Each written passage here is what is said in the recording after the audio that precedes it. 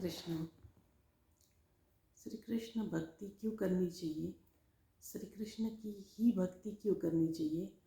और श्रील प्रभुपाद जो बताते हैं कि कृष्ण भक्ति हर कोई कर सकता है, ऐसा क्यों कहते हैं।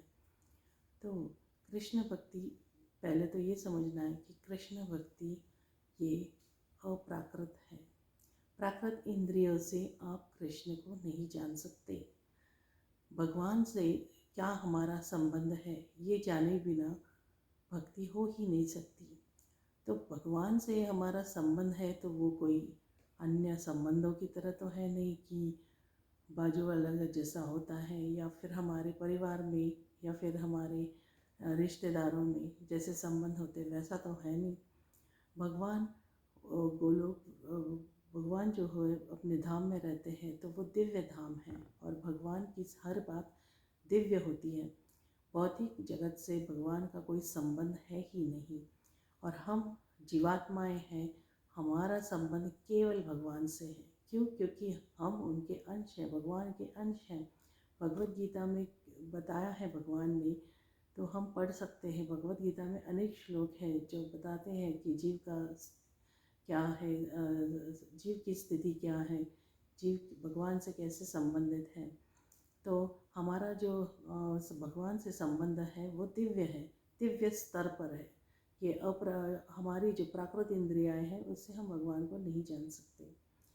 और जो कृष्ण भक्ति, ऐसे लगता है लोगों को कृष्ण भक्ति बड़ी आसान है, तो है वास्तव में बड़ी आसान। लेकिन जैसे हम लीलाएं पढ़ते हैं और हमारी बुद्धि हमने यदि उसे प्राकृत इंद्रियों के स्तर पर उन्हें समझने की चेष्टा की तो हमारा पतन हुए बिना नहीं रह सकता।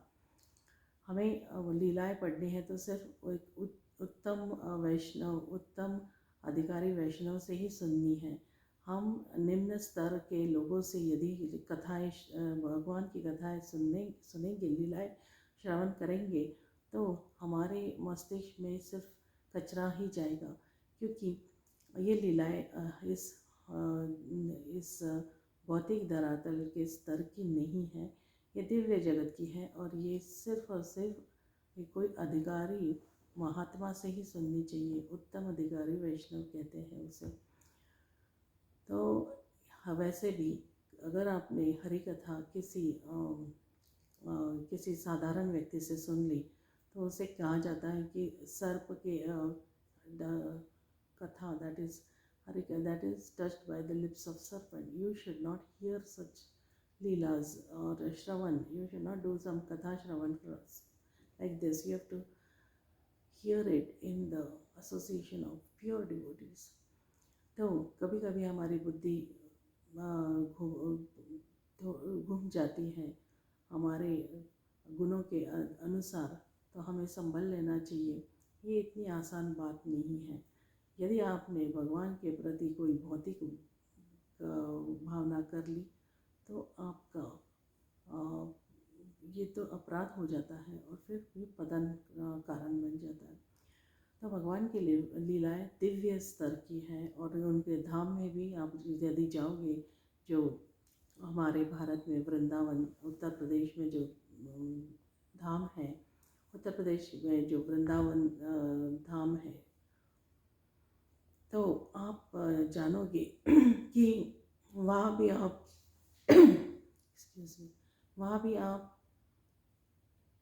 संभाल के जाइएगा। उधर आप अगर आपने कोई प्राकृत बुद्धि कर ली तो आपका तीर्थ दर्शन बेकार हो जाएगा। क्या देखने जाते हो वहाँ? गलियाँ, छोटी छोटी गलियाँ, खूब सारे मंदिर, फिर बंदर, तोते, और क्या दिखता है। तो हमें इसे देखकर जानना चाहिए कि किस लिए जाते हैं धाम। धाम इसलिए जाते हैं कि जानने के लिए कि भगवान की हर से जुड़ी हर बात दिव्य होती है, ना कि प्राकृत। और आप भगवान के धाम में जाओगे तो भावना यदि सही होगी तो आपको लाभ मिलेगा, नहीं तो आप ऐसे ही कोई बोलते हैं जैसे कि एक्सरसाइज, मतलब इधर उधर देखा और बस आ गए, लौट आ गए, कुछ नहीं लेके आए धाम दर्शन के बाद।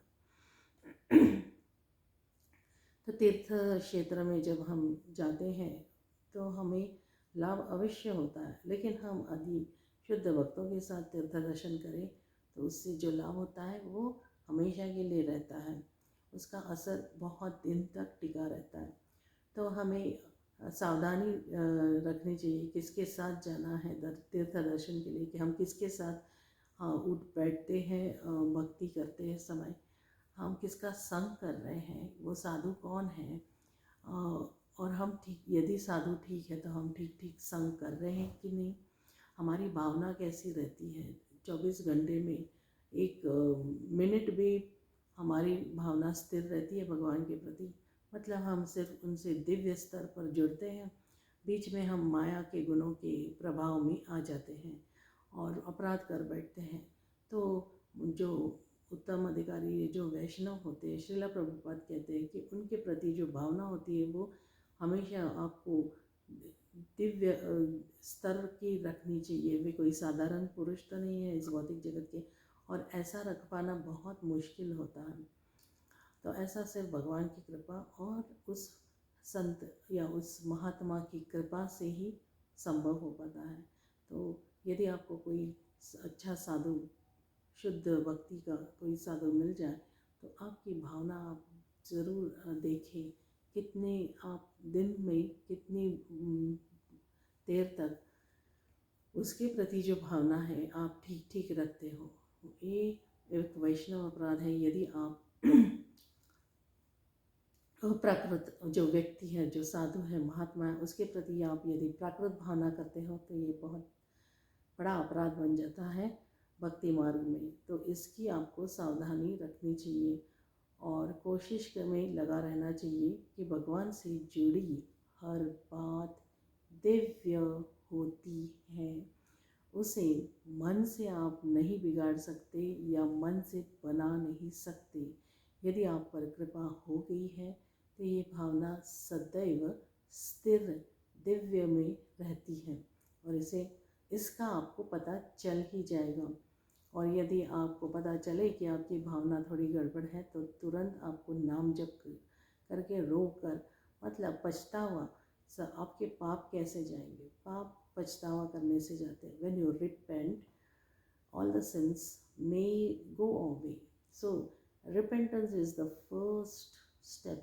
यदि आपने कोई अपराध किया है और ना भी किया है तो भगवान की स्मरण नहीं हो रहा है तो आपको लगना चाहिए, आपको धिक्कारना चाहिए अपने आप को कि मैं कितना गिरा हुआ हूँ, कितना अधम हूँ, और फिर भी भगवान के सामने आते ही मैं गर्व से फूल जाता हूँ। तो ऐसा होना नहीं चाहिए। इससे आप सावधानी लेकर इस अपराधों से बच सकते हो, इन पापों से बच सकते हो।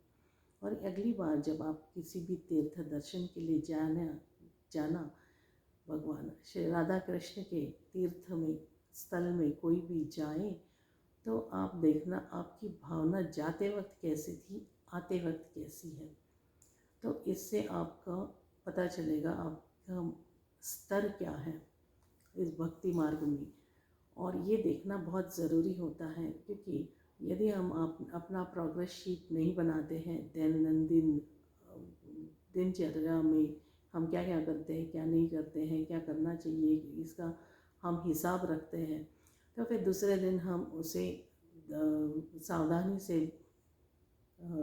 उसे हम व्यवहार में लाकर उससे हम अपना फ़ायदा करते हैं। फिर तीसरे दिन और हमारी अपराध या गलतियाँ कम होती जाती है। तो ऐसे हम रोज़ यदि सावधान रहे तो गलतियाँ धीरे धीरे कम होते होते एक दिन ख़त्म हो जाएगी। जब ऐसा बताया गया है तो हमें इस पर विश्वास रख के श्रद्धा से हमें इसे फॉलो करना चाहिए और देखना आप कि आपका रोज़ कितना आपके जीवन में कितना बदलाव आ रहा है। आज कल से आज बेहतर है, आज से कल बेहतर है और ये बेहतर होता जाएगा। इस पर विश्वास रखना चाहिए क्योंकि इसका स्वरूप ही ऐसा है। एक बार आप चल पड़े और सावधानी ले रहे हैं तो आपका कल्याण हुए बिना नहीं रह सकता। आप देखना आपका हृदय शुद्ध हो जाएगा, एक दिन अवश्य हो जाएगा। सामने कठिनाइयाँ दिखती रहती हैं पर ये हृदय भी शुद्ध हो रहा है, इस पर आपको श्रद्धा रखनी होगी। और आप यदि बिल्कुल सिंसियर जो होते हैं, सिंसियर हैं, आप अपने कार्यों में प्रामाणिक हैं, तो भगवान अवश्य आपकी मदद करेंगे। गुरु अब मदद करते हैं, वैष्णव मदद करते हैं, और दुनिया की, इस संसार की सारी जो शक्ति है वो आपकी मदद के लिए आ जाएगी। आप देखना ये अवश्य आपके जीवन में भी होगा, हमारे जीवन में हुआ है, आपके भी जीवन में होगा। हरे कृष्ण।